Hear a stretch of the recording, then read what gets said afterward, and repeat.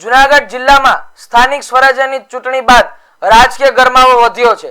સાવજ ડેરીના ચેરમેન દિનેશ ખટારિયા અને પૂર્વ મંત્રી જવાહર ચાવડા વચ્ચે લાંબા સમયથી ચાલતી રાજકીય લડાઈ વધુ ઉગ્ર બની છે. દિનેશ ખટારિયાએ જવાહર ચાવડાને શિખંડીની ઉપમા આપતા ચર્ચાનો ચકદોડ ચડાવ્યો છે. આક્ષેપ કરવામાં આવ્યો છે કે જવાહર ચાવડાની જીનિંગ ફેક્ટરીમાં આપ ઉમેદવારોનો ફોર્મ ભરાયા હતા અને ત્યાં જવાહર ચાવડા જિંદાબાદના નારા પણ લાગ્યા હતા.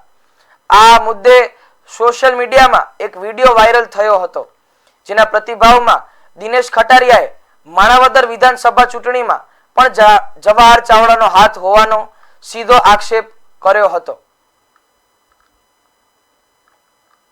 જેની સામે લડવું આપણે એમ ક્યાં કે જવાહરભાઈ ન લડવું જોઈએ, જવાહરભાઈ લડવું તો લડવું જોઈએ. હું એમ કહું આમ આદમી પાર્ટીમાં લડવું જોઈએ. પણ મિત્રો, મને ખુશીની વાત એ છે માણાવદર વિધાનસભા વિસ્તારની જે જવાબદારી પાર્ટીએ સોંપી અને માણાવદરની જનતાનો, માણાવદર વિસ્તાર વિધાનસભા વિસ્તારનો દિલથી આભાર વ્યક્ત કરું છું. કારણ કે 8 સીટમાંથી 7 સીટો ભારતીય જનતા પક્ષની જવલત વિજય આવી. સાથે સાથે 3 તાલુકા પંચાયત પણ ભારતીય જનતા પક્ષની જયારે પોતે મિનિસ્ટર હતા ત્યારે પણ નથી આવી, એટલી અમને બહુમતી આપી. એ બદલ હું માણાવદરની જનતાનો આભાર માનું છું. જવાહર ચાવડાને ખુલ્લેઆમ પણ કહેવા માંગુ છું, જ્યારે લડવું ત્યારે ભાજપનો કાર્યકર્તા